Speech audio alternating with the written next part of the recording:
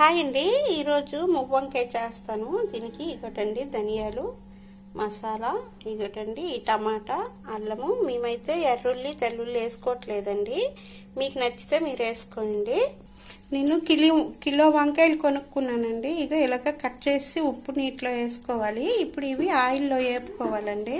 ఇగోటండి మసాలా ఆడించుకున్నాం కదా, ఇందులో టమాటీ కూడా వేసి మిక్సీ చేసేయాలి. ఇగోటండి ఇలాగ ఏగిపోవాలి, ఇలాగ మెత్తగా ఇలాగా వేపుకోవాలండి ఆయిల్లో.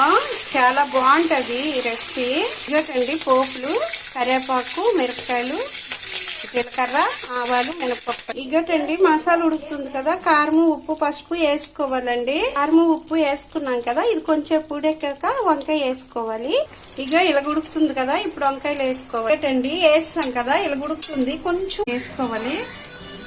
ఇగోటండి రెడీ అయిపోయింది. మేమైతే ఇలా చేసుకుంటాము.